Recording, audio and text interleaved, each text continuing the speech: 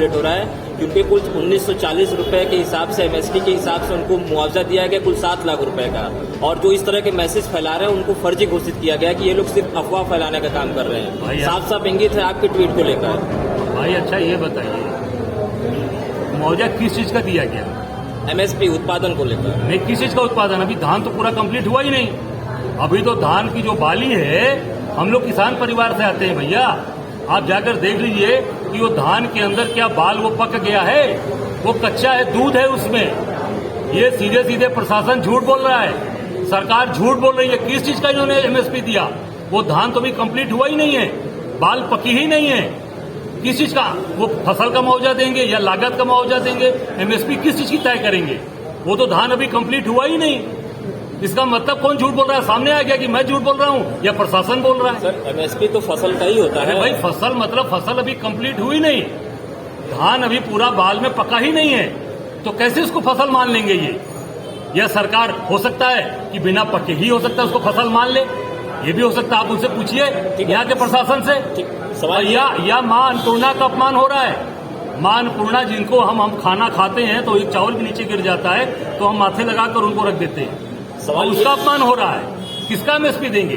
सवाल ये, इसके पहले भी नरेंद्र मोदी जी बनारस के सांसद आए, इन्होंने रुद्राक्ष कन्वेंशन सेंटर का उद्घाटन किया, इन्होंने गदोलिया में पार्किंग स्टैंड का उद्घाटन किया और तमाम ऐसी योजनाएं की जो बंद पड़ी हैं। उस समय सभा कोई नहीं हुई, इस बार सभा हो रही है। इसके पहले भी तो उद्घाटन आपने किया, तो सभा करनी चाहिए ना, छोटी या बड़ी।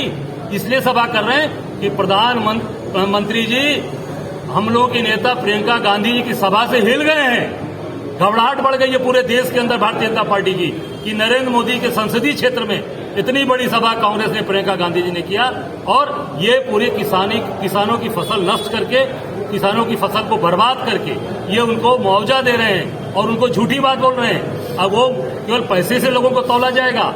हत्या कर दो पैसा दे दो, लोगों को गाड़ी से कुचल दो पैसा दे दो, पत्रकार को मार दो पैसा दे दो, फसल काट दो पैसा दे दो।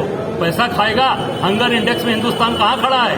बांग्लादेश, भूटान, हमारा बर्मा, नेपाल से भी, पाकिस्तान से भी हम पीछे हो गए भूखमरी में। यही कारण है कि आज अनाज नहीं, अनाज की कमी है। पैसा देकर क्या करेंगे? पैसा लेकर हम आप जाएंगे, अगर मार्केट में आज अनाज नहीं होगा तो पैसा खाएंगे। ये देश को पूरी तरीके से तबाह करने पर लगे। एक सोशल मीडिया पे एक वीडियो वायरल हो रहा है जिसमें ये कहा जा रहा है कि माननीय प्रधानमंत्री जी की जो रैली होनी है उसको लेकर के 40 बीघे की फसल को काटा गया। क्या है ये मामला, क्या कार्रवाई हुई है पूरे मामले को?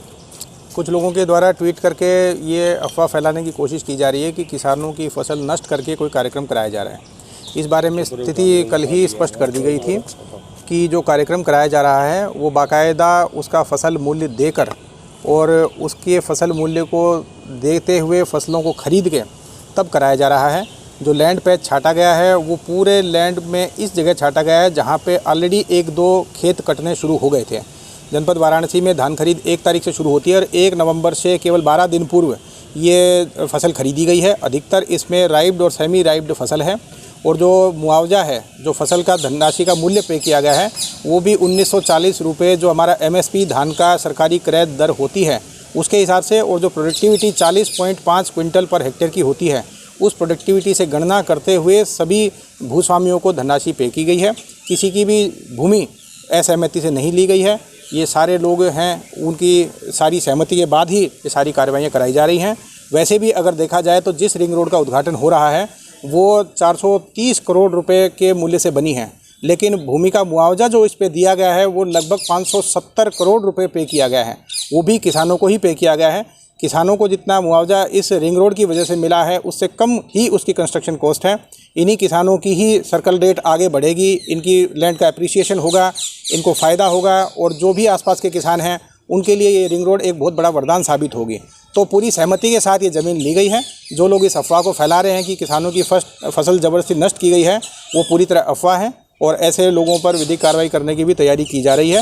ये पुनः स्पष्ट कर देना हम चाहते हैं कि लगभग 8 लाख फसल का मूल्य बना था, वो सारा मूल्य चेक के माध्यम से पेमेंट हो रहा है।